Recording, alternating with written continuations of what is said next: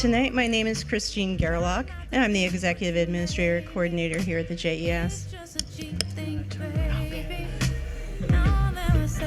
good, I can talk over it. Okay, now you can hear me even better. All right, it's my pleasure to kick off tonight's event, and I'm here to do three things. Go over some housekeeping notes, tell you about some upcoming JES events, and introduce our presenter. First, some housekeeping. If you need assistance during the event, please find one of our volunteers who will be happy to help you. A couple of reminders for the Q&A portion. After the presentation, please raise your hand and the microphone will come to you. That way everyone can hear you and we have the microphone with you. We ask that you keep your questions brief and concise and refrain from offering lengthy statements.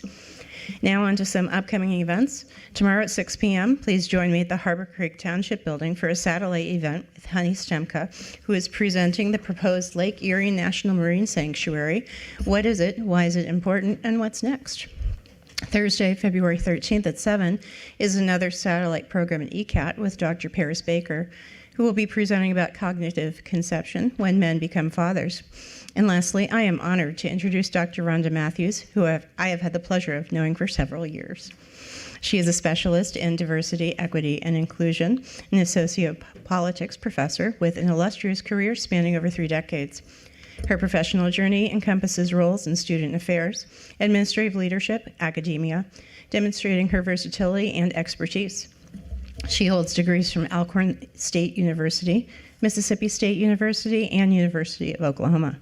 As a co-founder of Erie's Black Wall Street, Dr. Matthews has played an instrumental role in shaping the organization's vision and mission. Her leadership and dedication extend beyond the classroom into the realms of diversity training, political action, and advocacy, which underscores her commitment to fostering positive change and community development. Let's give her a warm JES welcome.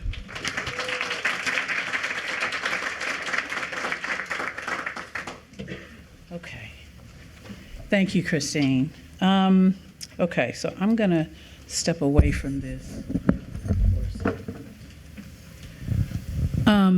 Thank you all for being here. I really appreciate it. And before we get into the meat of the discussion tonight, I want everybody to take out your phone, please.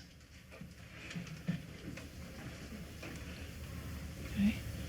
And silence it.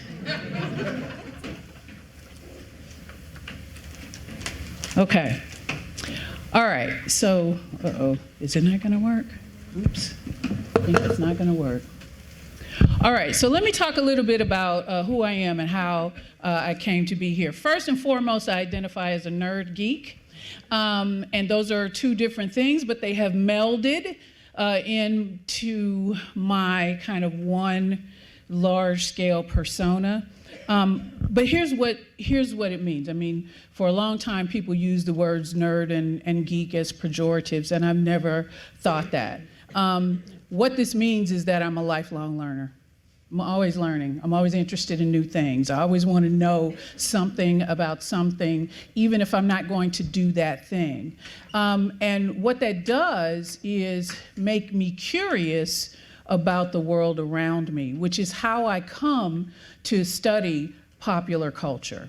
And I do that in the context of the other things that I do. I do it as a community member. I do it as an educator. I am a trained sociologist with one of my primary specialties as politics. So right now, I find myself in my last semester as a university professor teaching politics, but I teach it from a sociological perspective. So that's how I come to look at these things.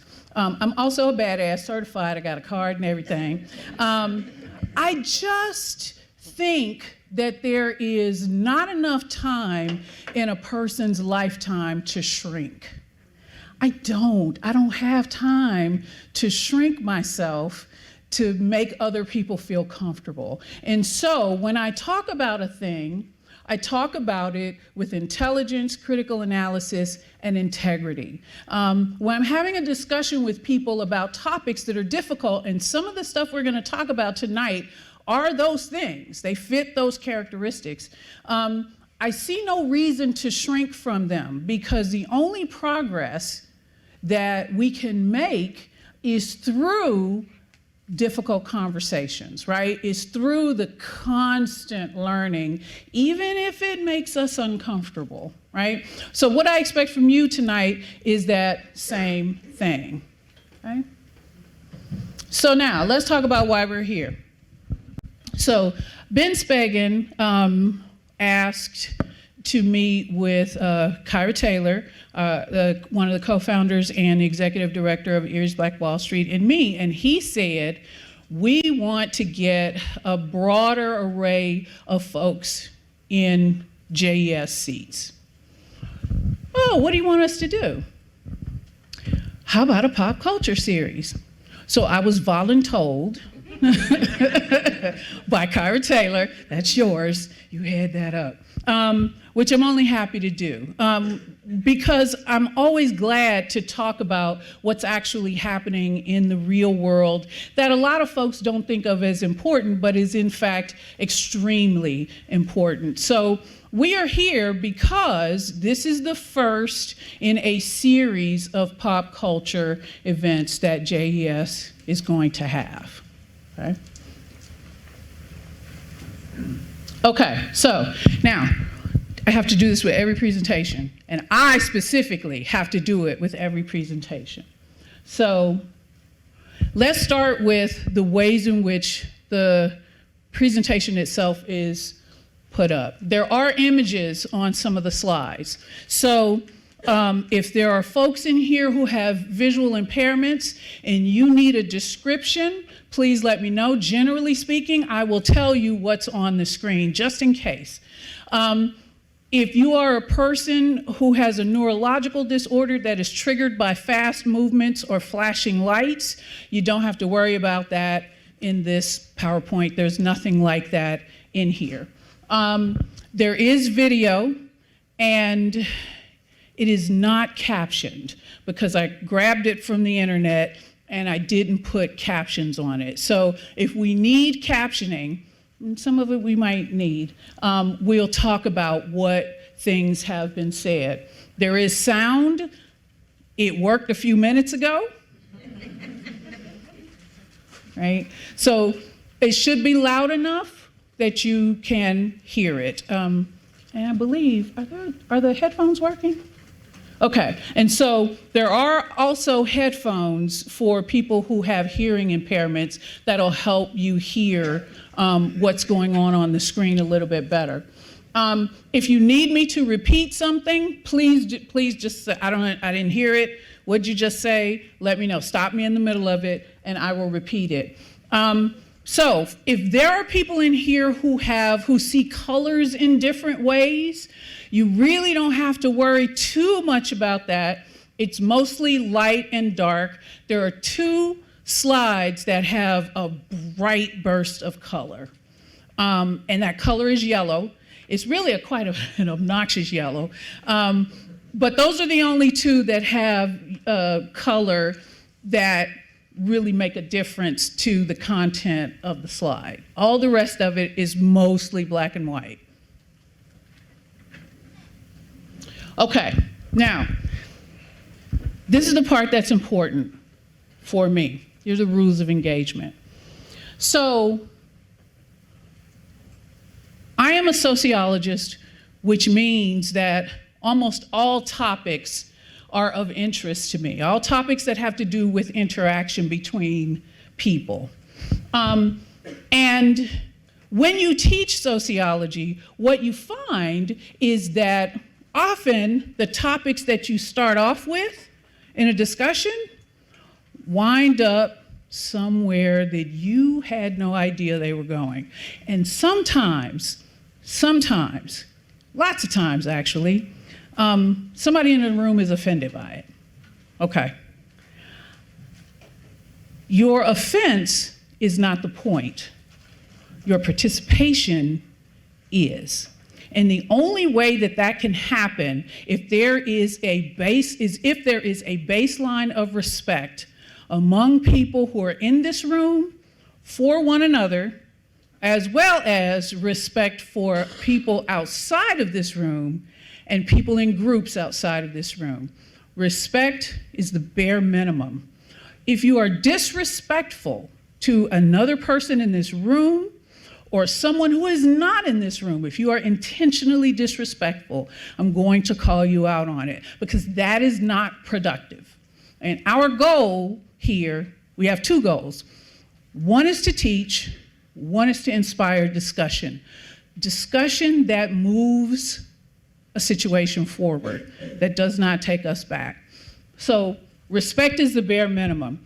I also want you to have genuine curiosity. This is difficult because we often have curiosity about things that we think directly connect to us without knowing that it all connects to us.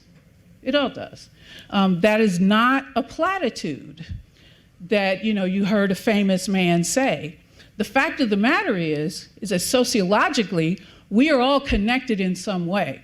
If there are people who are living in poverty in your city, that affects you, even if you don't think you live in poverty.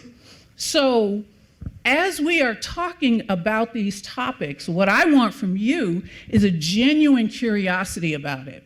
I don't know this thing. Let me know more, right? Here's the other, I'm taking a medication that dries me out, so I'm gonna stop to drink a lot tonight. This is water in here, by the way. Okay, manage your emotions. Listen, when there's something that we have to talk about that we don't understand, often it makes us anxious. Sometimes we are fearful, sometimes we're angry. Anger is just anxiety and fear placed in a different perspective, right? Placed in a different way. So, as we are discussing, manage your emotions so that you're not leaving yelling and screaming and questioning people's ancestry, okay? Just make sure that you are checking yourself. You can't do anything about anybody else, but check your own emotions. Now, here's the thing, triggers, I want to talk about this because in our society, what we have done with this discussion around triggers and post-traumatic stress disorder is we have minimized it. I do not want to minimize it. What we are going to be talking about might be uncomfortable for you, but people who have post-traumatic stress disorder are not uncomfortable. They are people who have experienced some real form of trauma in their lives. And if they have a flashback, if something happens that triggers a flashback, that's not a memory. You know how you remember how you got here today? That's a memory. A flashback is a literal placing the person back in the moment of trauma. They experience it as if they were standing there or sitting there or lying there when it happened to them in the first place. That's a trigger, right? And I don't want to minimize that. If we start talking about topics that trigger you, if you are a person who's experienced trauma and we start talking about a topic that triggers you, please leave the room. Take care of yourself and leave the room. Now, having said that, I do want you to understand that, some topics are uncomfortable. And if you're uncomfortable, you just need to sit your ass right there, right? But if you are being triggered, please leave the room, collect yourself, take care of yourself. I don't want to minimize that. Okay, so now, here are some topics that we are likely to discuss at some point. And I say this because we might not hit on all of these, but from experience, these things wind up coming up at some point or another. So these are things that are going to come up. And then there are going to be some things that I don't have on this list that I haven't thought about that you're not going to like that are also going to come up. But I refer you to the first list, okay? All right, now, let's talk about language. There are children in here. Parents, I'm sorry, but I curse. I curse, right? Your children have heard worse, much worse than me. I'm telling you right now, I know they have.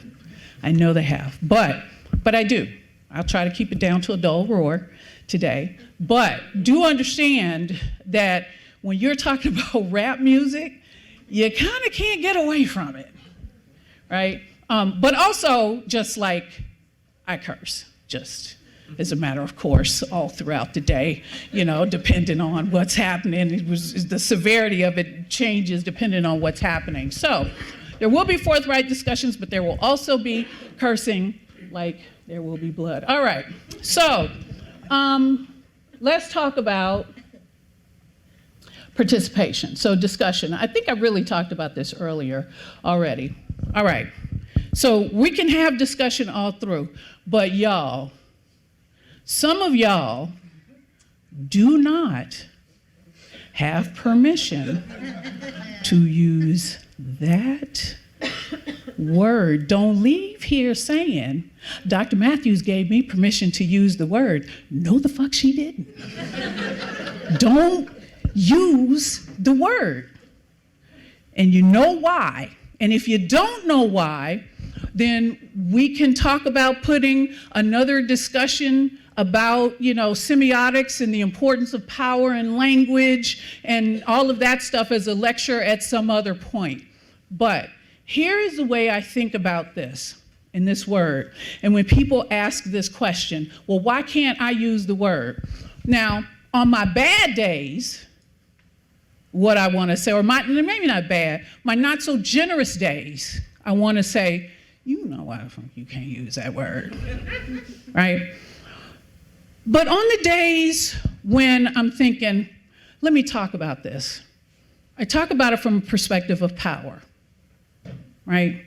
Because often when people ask why can't I use the word, what they're really asking is, or what they're really saying to me is, I've never had a barrier placed in front of me.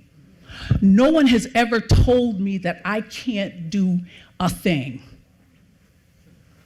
I want to do this thing, right? I want to have permission to do this because I don't want to be told no. Okay, no, right? Because this word is not just a word. It's not a word, not just a word. It is a tool of social and economic power that was the primary propagandistic factor in creating an entire economic system predicated on the lifelong generational bondage and torture of an entire group of people. That's why you can't use the word. Okay? So that's not negotiable. If you need to say, substitute a word for it. I mean, a good word. Don't you say the N-word or whatever. But even though we are talking about rap music and you're going to hear it throughout video, you don't have permission to use it. Okay, so now let's talk about perspective. I'm a sociologist, so I see the world through the lens of the sociological imagination. So, real quick, there are all kinds of social sciences: psychology, economics. Why the rest escaping me? Sociology. So there are all these social sciences, but only one deals with the study of groups and group behavior, like exclusively, and that's sociology. And I'm not saying that the other social sciences are not good, but I am saying that psychology cannot explain to you why an entire nation of people decides to do a thing. Sociology can and does. Nobody listens to us, but we're always right. We're always right. So that's how I approach this from the standpoint of the sociological imagination: group structures, group interaction. That's historical, that's cultural, that's economic, all of those things. And then there's always an element of political analysis that's connected to it. So one of the things that you hear people say, especially as a person who teaches politics, right? That, oh, you teach, what do you do? I teach. What do you teach? I teach politics. Oh. Well, I don't do politics, which is precisely why we're in the moment that we're in, right? Because if you don't do politics, politics will do you, often in ways that you don't like. The only reason that the vast majority of people who are sitting in this room are sitting here is because of some form of political decision, structure, policy. That's why we're here. Politics infuses everything that we do. It makes us who we are because politics tells us who we are, right? It is instructive, right? It's instructive. It's part of our institutional structure. So I always talk about politics and political ideology and political forces because those two bring us to where we are. Okay, so now, let's talk about culture. So culture are the ways of thinking, the ways of acting, and the material objects that together form a people's way of life. So culture is like your operating software. You know how if you have Windows, you've got Windows, whatever number, what number Windows are we on right now? 11? So you got Windows 11, right? And that runs the computer. If you are an Apple person, we're on Sequoia. I don't know why they named theirs after, but I think we're on Sequoia. But anyway, that's your operating system, right? And what you know is that when you open up your laptop, when you pull up your phone, that it's in the background. You don't have to know what it's doing. It's just back there working. That's what culture is, right? We are taught over and over and over again cultural behaviors and norms. So we have components of culture, material and non-material. So material components of culture are things that are tangible, right? So a material component of our culture, well, a good example of it would be a car, right? A car is a symbol. What does car mean in our society? What is it? This is the other thing. I'm going to ask you, we have a discussion, right? What does a car mean in our society? Status, absolutely. If somebody pulls up to your first date in a 1974 Pinto that's busted, you're not going, and nor should you, because that thing blows up if somebody hits it from the back, right? So it's status. What else does it mean? Freedom, absolutely. If you have a car and it runs well, right, you can get in that car and you can drive. Every car commercial you've ever seen, almost every car commercial you've ever seen has one person in the car, right? One person, and they're happy, and and usually, yes, most of us, there's one person in the car. Mostly we just glad to be sitting, oh, thank God, right? It's never like it is in the commercials, but that is a symbol. Then we have non-material culture, and those are ideas that are important to us, like love. If I ask everybody in this room to give me a definition of love, everybody in here would give me a different definition. You all would, but you would all agree that love is important in our culture, right? So that's cultural, right? That's our operating system. And then we have these elements. We have symbols, we have language, and then we have values and beliefs. All of those help us to identify the kinds of things that are important to us in our culture. Then we have U.S. core values. This is Robin Williams, the sociologist, not the Mork. In, what year was it? 1971, I believe. He did some research on what the core U.S. values were. And these, right here, were what he came up with.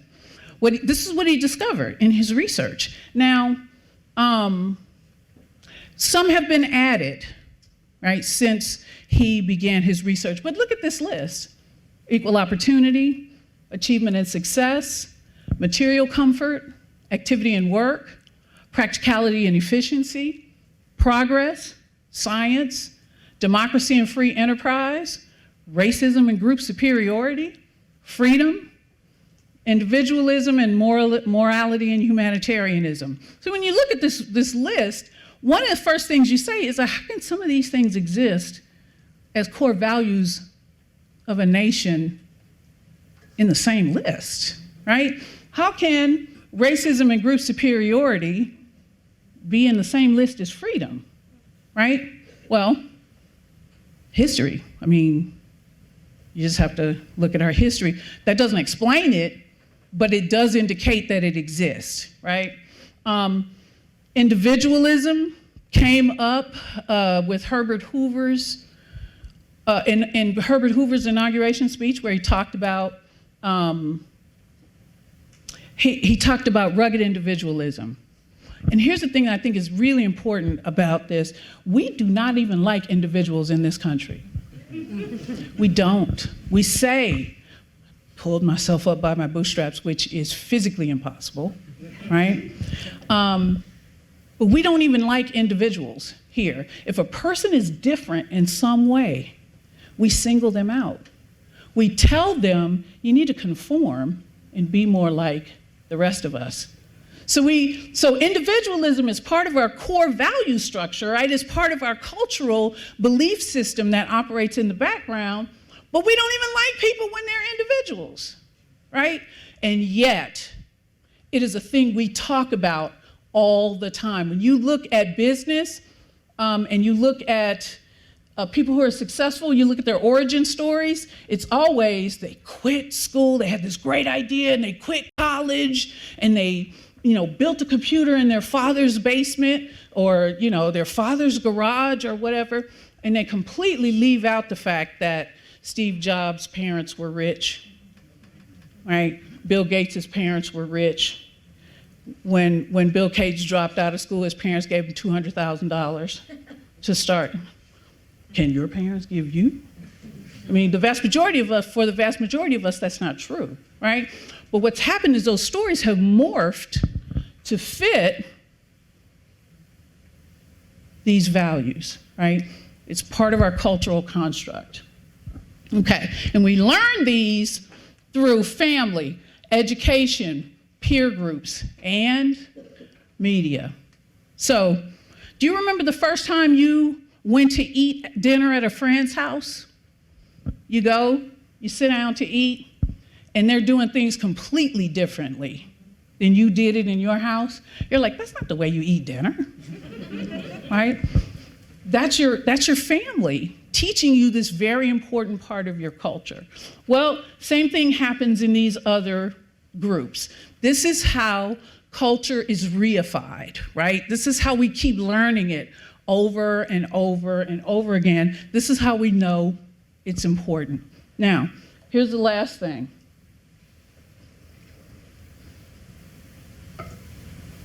This is before I actually start talking about commodification of rap. So listen, because I'm a sociologist, I think in systems. I rarely think about, I think about individuals, but I only think about individuals as they are parts of systems. And so goes the language that I use. So when you hear me talking about patriarchy, I'm not talking about men. I'm talking about a social system that was designed to give favor and privilege to people who are men. That is a system. We're not talking about you, Bob.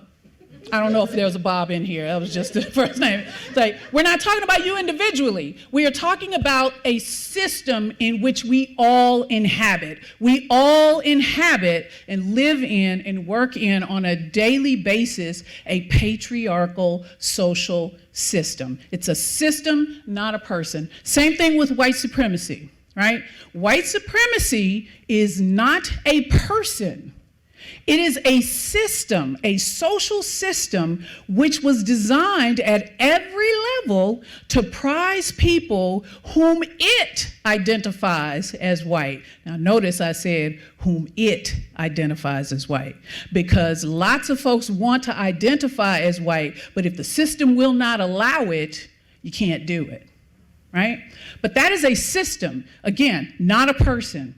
And then when we're talking about socioeconomic class, same thing, right? We have all of these belief systems around how people should behave based on their household income, right? The socioeconomic class from which they come. When I start talking to people about so-called welfare, that's another lecture, but so-called welfare, people, one of the things that people would say in classes all the time is, well, all this story always came up year after year after year. When I was in Giant Eagle, this person was in front of me with a SNAP card, and I saw them buying crab or lobster or steak. I can't buy lobster, crab, or snake, or snake. Ooh, steak. And so my question is always, why don't you want them to have crab? What is wrong with having steak? Well, I can't afford steak. I bet you could. Did you pay attention to whether it was on sale? Did you start talking about all these things? And here's the cultural precept. The cultural precept is that poor people don't work hard, and so they don't deserve nice things, right? That's your background operating cultural software, saying these things to you. You don't even question it, right? So that's a system that is not about a person individually. So decenter yourself in these conversations and start centering the systems that we all live in. Okay? Any questions? Comments? Okay, so now let's talk about hip hop, rap beefs, and the commodification of this. So let me tell you what I did. I actually shifted this. I had my outline all together and then lost it and then spent today kind of rebuilding. But tell me if I'm right. Y'all really want to talk about the Super Bowl performance, don't you? That's what I thought. That's what I thought. So, okay, so here's what I'm going to do. I am still going to talk about this, but I'm going to kind of race through it, right? Please feel free to stop me and ask me questions as we go along, but I want to leave time for us to kind of really get into the Super Bowl performance. So what I'm actually gonna do is read to keep me on time and task, and then we'll get to the performance and we'll talk about that symbolism inherent in that. Okay. So I'll keep this on. All right, so let's talk about hip-hop culture and rap beef. So one of the things to understand is that hip-hop is, in fact, not just music, but a cultural movement, right? It is a subcultural movement that began in poor Black neighborhoods, right? Primarily at house parties. So South Bronx is where we get our origin story. In the early days of rap and hip hop, it was a voice for the underrepresented because a lot of the music talked about injustice and underrepresentation, et cetera. It talked about the ways in which Black folks struggle for political equality, et cetera.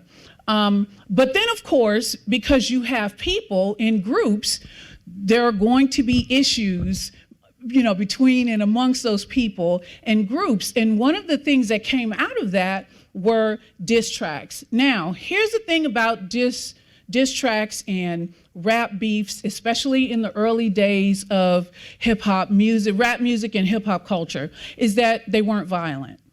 They weren't. The diss was the thing, right? If you were a better person at creating lyrical disses, you won. Never a punch had to be thrown. But as we start to see it grow, and as more people started to inhabit the spaces in which rappers and dancers, et cetera, fashion folks started to be a part of, is when you started seeing some of the more serious types of conflict. Okay, so I'm going to read this part. So what's beef? Beef is when you need 2 gats to go to sleep. Beef is when your moms ain't safe up in the streets, and this is Notorious B.I.G. So hip hop is more than music. It's a cultural movement that originated in the urban, working class African American communities of the South Bronx in the 70s. As a medium of expression, hip hop provides a means of knowledge building applicable to specific marginalized populations. So it addressed issues such as racism and police brutality, incarceration, poverty, et cetera. And it encompassed various elements. So there was DJing, there was rapping, there was breakdancing. Now, the vocal element of hip hop, that's rap, has roots in African oral tradition, serving as a modern form of storytelling, poetry, and social commentary. So from its inception, rap has been the voice of the underrepresented, addressing issues of social justice, economic inequality, and political struggle. Okay, so here are some of the more famous rap beefs. There have been many since rap became a worldwide cultural phenomenon, but these are some of the ones that most people know about. So Notorious B.I.G. and Tupac. So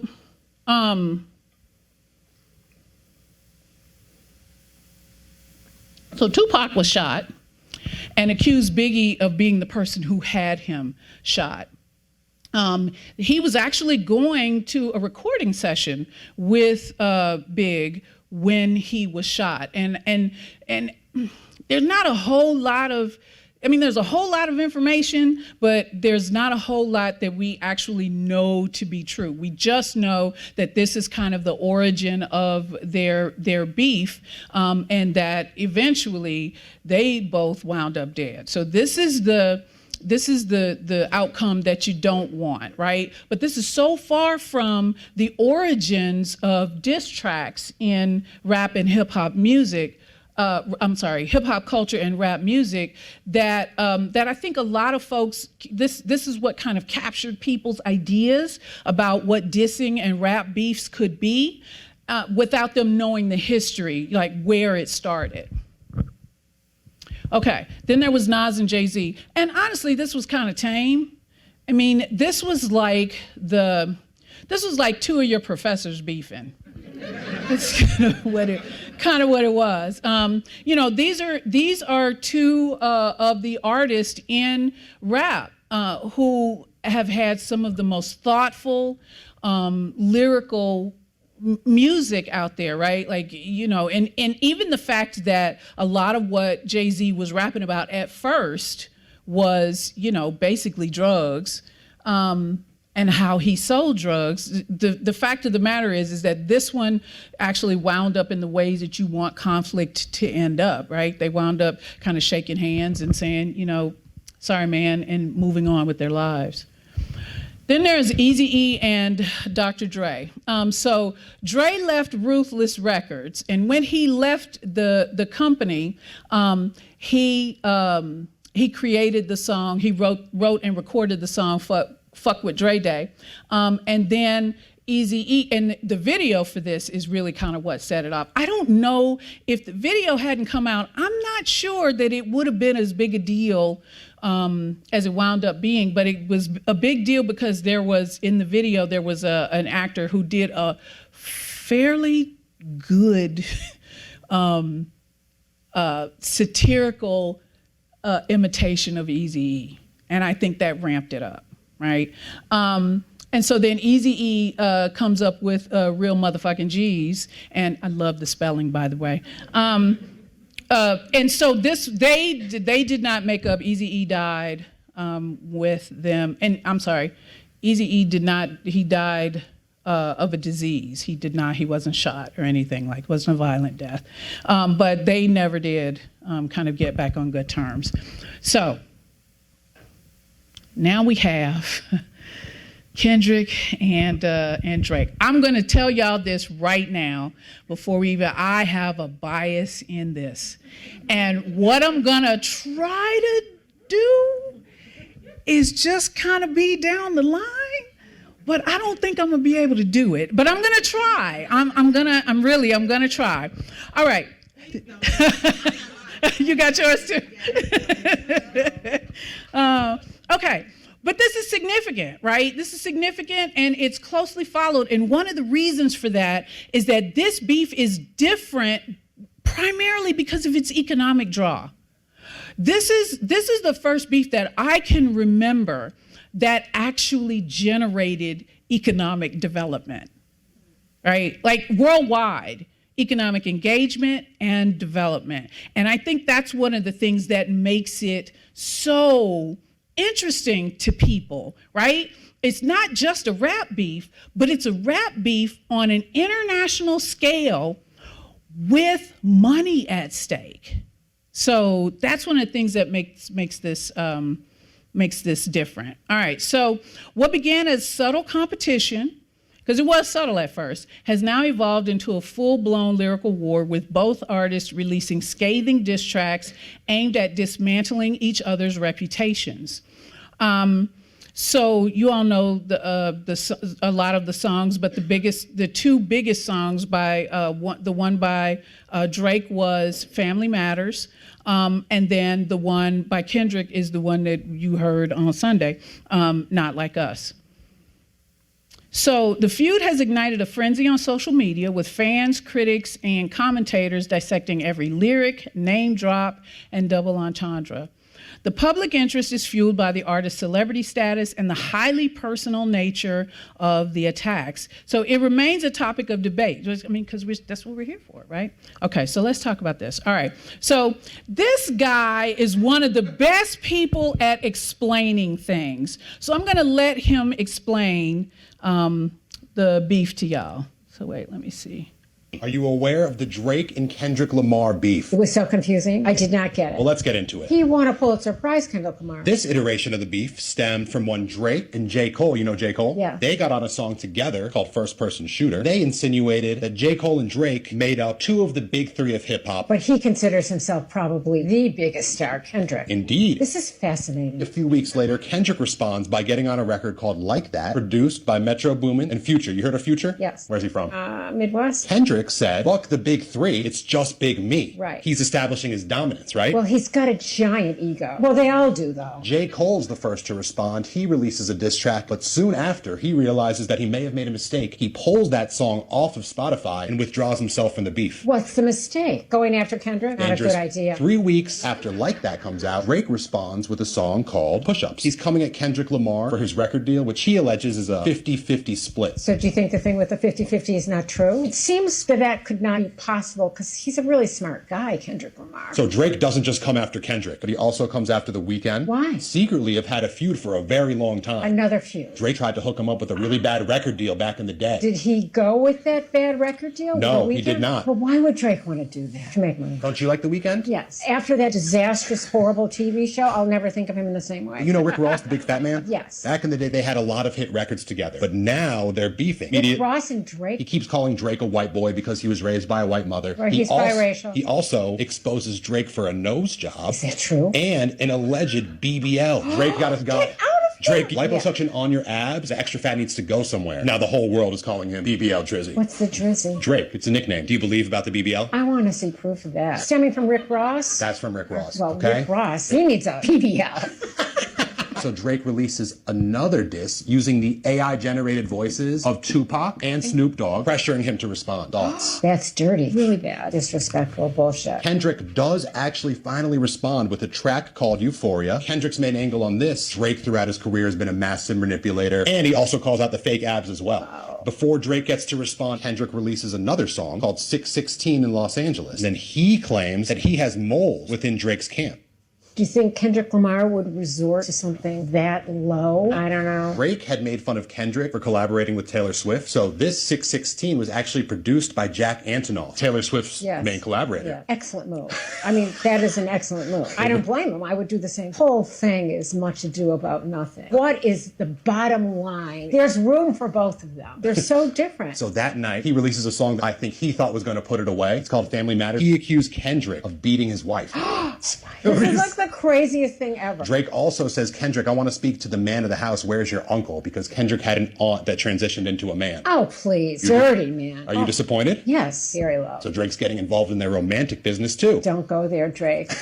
His fiance's name is Whitney. Okay. Drake keeps referring to them as Bobby and Whitney. Bobby Brown and low down, dirty thing to do. Maybe 20 minutes after that, Kendrick comes back and drops a song of his own, and it's called Meet the Grams. Kendrick says that Drake is living like a degenerate, that he's obsessed with escorts, gambling, drinking. Did you know that Drake was on that stuff? I didn't know. But is that true? 100% true. How does that make you feel any differently? Yes. Makes me feel terrible. I feel bad for him, though. I mean, no, why should I feel bad for him? And this is going to really grind your gears. This is A$AP Rocky. Why? I think Drake is mad that A$AP Rocky married the love of his life. I agree. There's so many characters involved. And then the very next day, he responds again. Kendrick? Kendrick does. It's a full-on smash hit record, calling Drake and his camp pedophiles.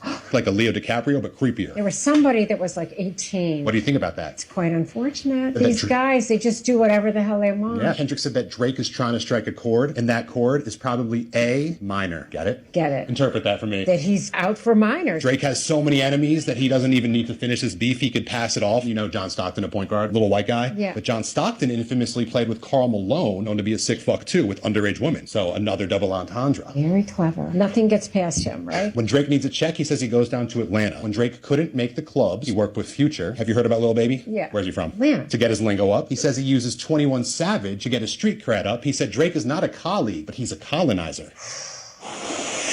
Unbelievable.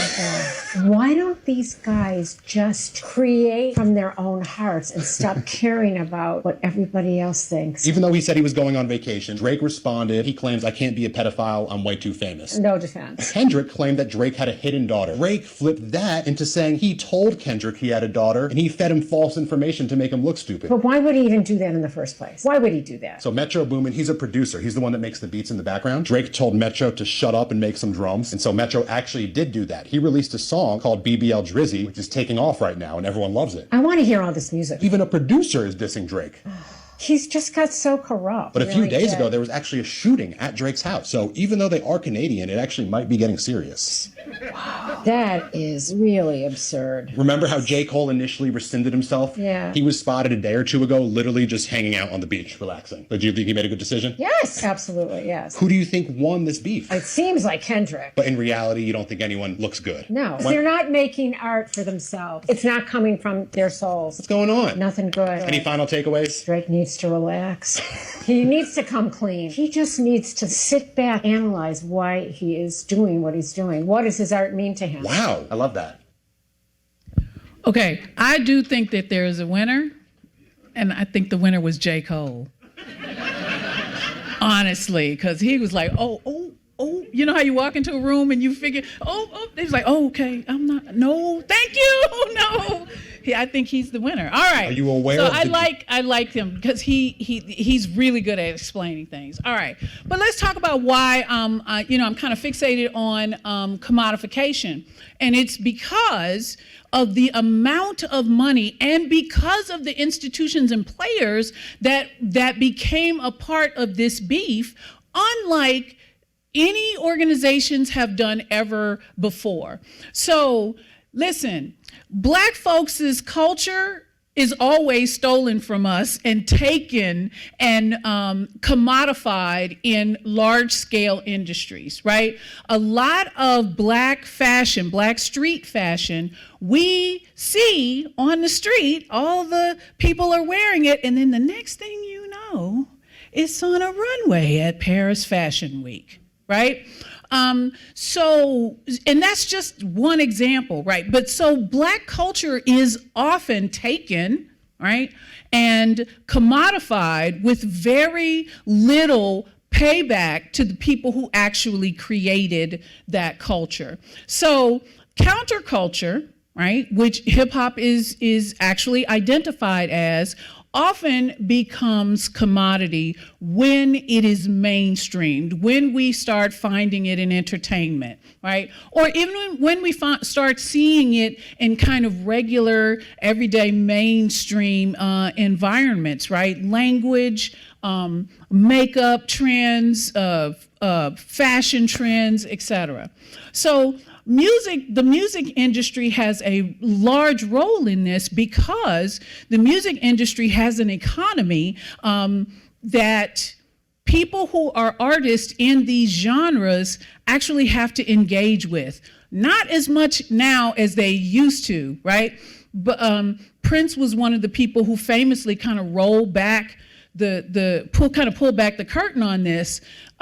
We've always known about payola, right? We've always known that the music industry was basically stealing from its artists, right? Kind of using them in ways that the advanced system, like we'll give you a certain amount of money, we will advance you a certain amount of money to make your video or whatever, but then on the back end, you're getting very few royalties from the sales of your music. And what Prince did was he said, no, I want to own all my stuff. I want to own all of it. He bought all of his masters because that's where the money is, right? After Prince did that, we started seeing really robust discussions about how artists can actually be players in their own destinies in the music industry, not allowing the music industry to kind of be the only say in how people and how artists make money. So now we see people who, like what Taylor Swift just did. She bought back all her masters and then re-recorded them, exact same songs, right? Re-recorded them so she could sell them again and she could get the money this time rather than the record label that she was on, right? So music industry has a very large role to play, an outsized role in the commodification and monetization of people's music, and the market decides. This is true to some degree, I have to say this. The market does decide, but the music industry controls the market. They control what gets played. They control when it gets played, etc. With the advent of the internet, we've seen a shift in this, right? People can put out their own music at their own speed, and then they can monetize that way. But overall, it's still the music industry's game. As part of this, we see, especially as it pertains to hip hop, we have to think about authenticity and identity, right? Because those are some of the characteristics that actually help rap music to sell. And when it's when it's buoyed by hip hop culture, by the culture itself, that makes the music even that much more marketable. What is the listener's role? Well, the listener determines whether or not the person is actually authentic. If the audience thinks that the artist is authentic, they're more likely to purchase. If the artist is considered cool, if they are inhabitants of black cool, right? If they exude black cool, they've got more social capital, right? Which means that the audience is more likely to pay attention to them. If we think a person is being fake, we're not gonna buy their music, right? Because hip hop culture and rap music has as its primary characteristic realness, right? Is the person who is doing the music real? Do they understand the impact of the music itself and the culture from which it comes? And then social location, right? Are the messages that are inherent in the music, again, authentic? Do they fit the identity of both the musician as well as the label? All right, so here's the thing that we're gonna gloss over just a little bit here, because this is a whole thing all by itself. But when we talk about rap and hip hop, generally speaking, we can't talk about it without talking about misogyny, like the inherent misogyny of rap and hip hop culture. But here's the thing, and this is why I want to talk about this at another date. One of the reasons that people like hip hop as much as they do right now is because women are dominating the game. For the first time in a long time. Like, we know about Queen Latifah, we know about Moni Love, like we know about the people who were around in the 80s and 90s, right? But that was just a few people, wasn't a whole lot of people, but there were some people who were there. Now, we are starting to see a much more dominant presence of women in rap and hip hop music. Now, that doesn't negate this. These still, they're still there. If you think, I have yet to watch the Megan Thee Stallion documentary because I don't want to be mad, because I'm going to be mad, right? That man shot her, and people came after her. What? Okay, so women are still collateral damage. There are still double standards for women. There's still misogyny inherent in rap and hip hop music. I'm not trying to negate that at all. And there's an element of it in this beef, although it is not front and center as some of the other characteristics. All right, so now let's talk about the pop out. How many of you saw the pop out? So not a lot of y'all saw it. Let me tell you what, I was sitting right there on the couch in front of my giant television waiting on that shit to start. It was, so this was a result of the beef, right? I can't remember which song it was, but Drake made reference to Kendrick basically thinking that he was Harriet Tubman trying to save the people. So Kendrick was like, let's do a concert on Juneteenth. It was just genius, y'all, just genius. Anyway, so I want to play you, let me see if I have it in here. Nope, I don't have it in there. So let me go back. I'll do it later. So this is the pop out. This is actually a shot from the stage of the pop out. So Kendrick announces that he's going to do this. And somebody, it was, what's the dude's name? Wait, let me see if I have his name. What is the guy's name at Amazon? Shoot, no, Jeff didn't have anything to do with it. He helped him buy that yacht, though. I can't remember the guy's name at Amazon, but so he's the guy who is over the Influence documentary that streams on Amazon. Anyway, so Kendrick announces, we're going to do this concert, and this dude at Amazon was like, hey, what would be a good idea? Let's stream it. Right? Let's stream it on Amazon. So Amazon was not a part of this idea. What happened was they came to him after he had the idea. Hey, what would really get on Drake's nerves? Right? And we can make some money too. Right. So this streamed on Amazon.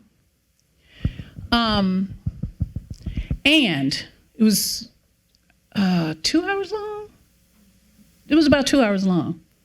So after the pop out, Kendrick streams all of them, not just the diss songs, all tracks of Kendrick Lamar's catalog rose by 31%. All of them. So people was like, what is the pop out, right? So they go and they watch it. Oh, well, let me go back and listen to some of these songs. I don't remember some of those songs.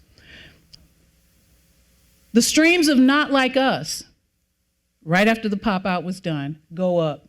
Just Not Like Us, 62%. Now remember, every time there's a stream, Amazon makes more money. Spotify makes more money. YouTube Music makes more money. Wherever, Apple Music, wherever people are streaming it, every time we stream, it makes more money for the company. And if the streams are high enough, it makes money for the artist too. These are enough streams that Kendrick got money too, right? Because Not Like Us had been released for a while. After the pop out, it again rose on the Billboard chart back to number 5, okay? From one documentary, right? They Not Like Us has been streamed 1 billion times.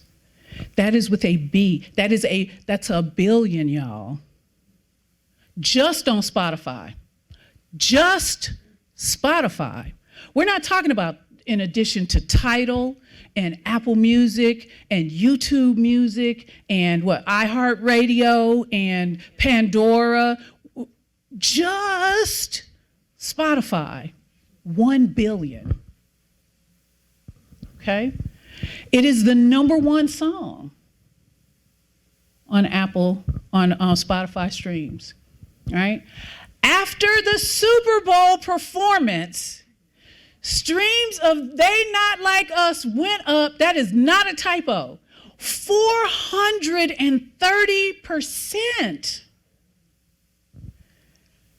Yeah, that's Crush People numbers. That is amazing. I've never seen anything like this since the advent of streaming. All right, so now let's talk about the broader social context. And here's the other thing. Also, I want to let you know that Drake had increase in streaming as well. It just didn't look anything like this. It just didn't even come close, right? But he still generated revenue from it. All right, so let's talk about the larger implications. All right, so there is a social significance in being able to get your message out like this, because this is a beef. I shouldn't put that in quotation marks. It's a beef. These are diss tracks, but one of these artists is not just talking about his opponent. One of these artists is actually social messaging, right?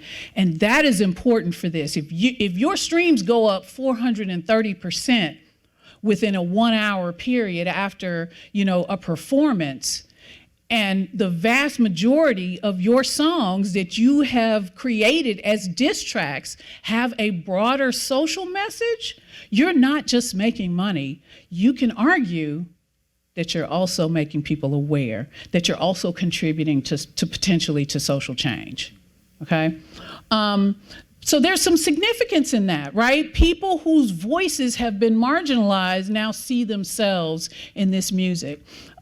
There is a responsibility, right? And again, one of these artists takes that social responsibility very seriously. And then what about Blackness, right? Because one of the things that I think that people don't like to talk about very much is that one of these artists is performing Blackness while the other one is actually Black, right? Actually lives Black, actually understands the Black American experience. And I have to tell you that I think that this last characteristic is what brings us to the ways in which we're talking about this right now. I do. Let me stop my editorializing here. Let me go on. All right, so let's talk about more implications. Let's talk about the Black dollar, right? The Black consumer dollar. McKinsey & Company, which don't run the McKinsey & Company now because they are doing some weird stuff with their numbers, but this is from a few years ago, 21, I think. They estimate that Black consumer dollars in the United States sits at around $300 billion. $300 billion worth of power in the consumer market just from people who are Black, right? That means that there's power in those dollars, right? Target is a really good recent example of this because Target said, hey, we're gonna roll back our DEI stuff. Y'all still gonna come shop with us, huh? And people are like, nope, no thank you. Who else can I go to, right? The shareholders wrote to the head of Target last week and basically said, what the fuck are you doing? You're losing us money. What are you doing? Well, listen, y'all told us to roll back DEI efforts because of Tang. And what? Right? What do you want us to do? Right? We're either going to do that or we're going to do this. The estimated damage that can be done if Black people stop shopping at Target is $897 million of lost profits. That can kill it. That's a company killer. It's a company killer, right? That's the power of Black consumer dollars, okay? Let's talk about this. When Black people go to a movie, we make the movie. When we show up in large numbers, that movie, whatever it is, breaks records. That is not hyperbole, y'all. I'm not making that up. When Black people go to movies, whatever they are, in high numbers, that movie breaks records every single time, right? Black Panther. Black Panther is still earning money. Still. Wakanda Forever, still earning money. Large amounts of money. The other thing that was important about this is that lots of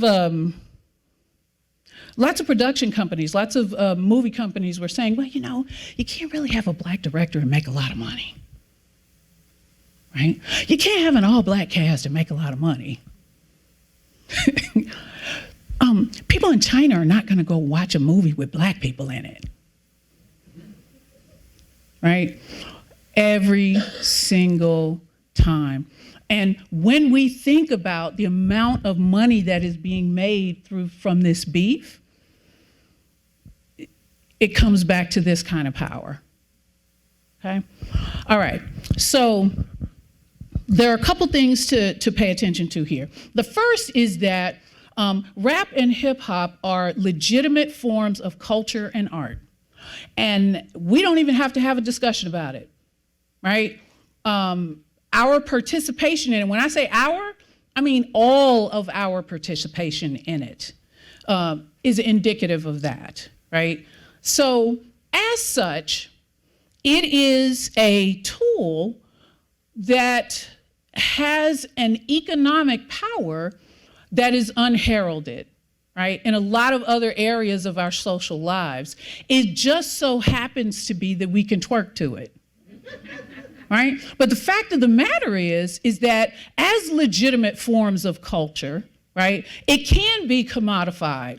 But who makes the money from that commodification is, I think, a point of discussion that we really need to engage with, right? Who's making this money and what is that money doing